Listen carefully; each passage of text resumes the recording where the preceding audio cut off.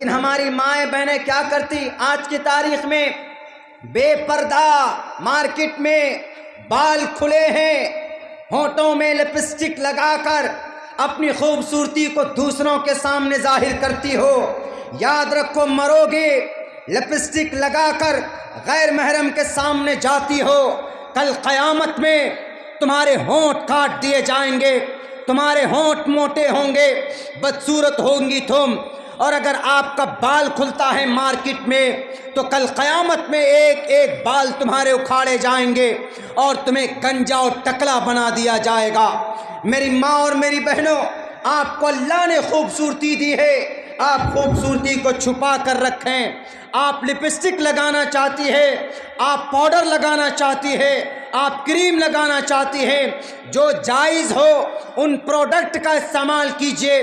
بہترین تیل لگانا، بہترین کریم استعمال کرنا، بہترین فیس واش استعمال کرنا، بہترین باڈی لوشن یوز کرنا آپ کے لیے منع نہیں ہے، آپ استعمال کیجئے۔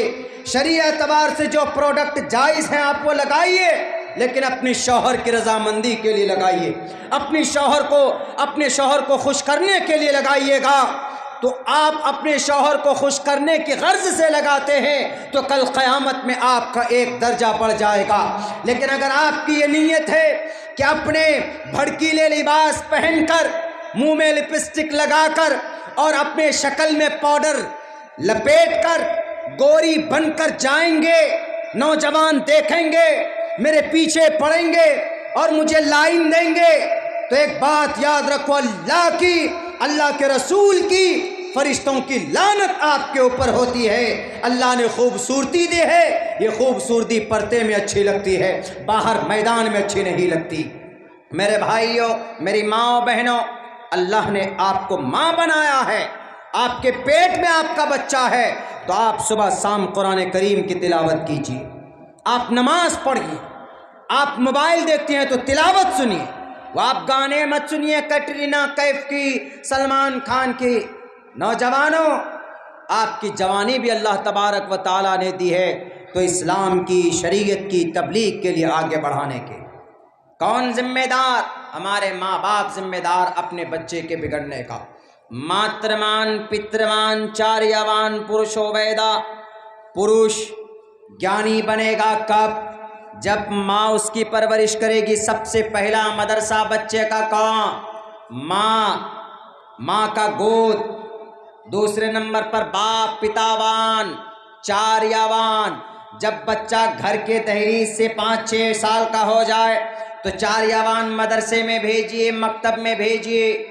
مدرسے مکتب میں اس کے استاذ محترم جو ہوں گے، ان کا ٹیچر ہوگا چاریاوان، پھر اس کو پڑھائے گا، بیٹے پڑھو الف سے اللہ، با سے بسم اللہ پڑھو، اے فار ایپل، انگریزی بھی پڑھا سکتے ہیں، کوئی غلط نہیں، لیکن یہ تو سلسلہ ہی ختم ہو گیا ہے۔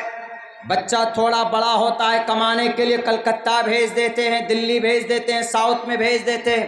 نہیں، کم سے کم آپ اپنے بچے کو میٹرک کی تعلیم دیجئے، گریجویشن کی تعلیم دیجئے۔ اگر آپ اپنے بچوں کی صحیح رہنمائی کیجئے گا تو آگے چل کر بلوغت کے بعد 20 سال کے بعد آپ کا بچہ ان پڑھ گوار نہیں ہوگا، آپ کا بچہ بھیک مانگنے پر مجبور نہیں ہوگا۔ اگر وہ کچھ پڑھا لکھا ہوگا تو اپنی زندگی کو آسانی کے ساتھ کہیں پر بھی رہے گا تو عزت کے ساتھ رہے گا، اس کو کوئی مار نہیں سکتا، اس کو کوئی دبا نہیں سکتا، چونکہ پڑھا لکھا آپ کا بچہ ہوگا۔ اگر اللہ نے آپ کو طاقت دی تو اور آگے بڑھائیں۔ ماترمان پرشستہ دھارمکی ودیشی، اور بڑے خوش نصیب ہیں وہ ماں جو دھارمک ہیں، جو گربھ پات سے لے کر بچے کی پیدائش تک اچھا کام کرتی ہے۔ اے میرے ماں اور میرے والدوں، میرے پیرنٹس، میرے مسلمانوں، اگر اللہ نے آپ کو 2 بیٹیاں دی ہیں، اگر آپ نے اس کی صحیح پرورش کی ہے تو میرے نبی پاک علیہ السلام کا فرمان ہے کل قیامت میں ہم ایسے کھڑے ہوں گے، بہت مشہور حدیث ہے۔ اسی لیے میں کہا کرتا ہوں، آج کی تاریخ میں آپ اپنے بچوں کو اس قدر تعلیم دیجئے کہ اگر وسیم رضوی جیسا ظالم و جابر محمد کے بارے میں اگر بلا بھلا کہے تو میرے نوجوانوں سامنے کھڑے ہو جائیں.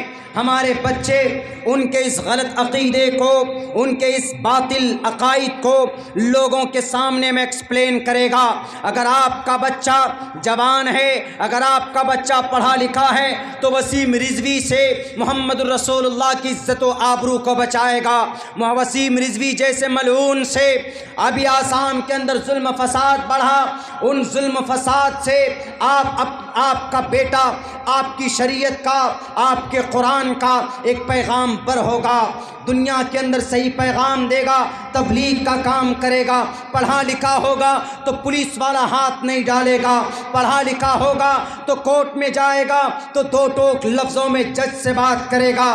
پڑھا لکھا آپ کا بچہ ہوگا تو اپنے گاؤں سماج میں رہے گا تو اپنا حق لینے کے لیے کسی نیتا کی تلوار نہیں چاٹے گا. پڑھا لکھا ہوگا تو کلکتہ میں بزنس کرے گا تو وہ بچہ پڑھے لکھے ہونے کی وجہ سے اپنی عقل کا صحیح استعمال کرے گا تو اس کی بزنس. اور تأمرون بالمعروف وتنهون عن المنکر وتؤمنون بالله وقال الله تبارك وتعالى إن الله لا يغير ما بقوم حتى يغيروا ما بأنفسهم وإذا أراد الله بقوم سوءا فلا مرد له وما لهم من دونه من وال.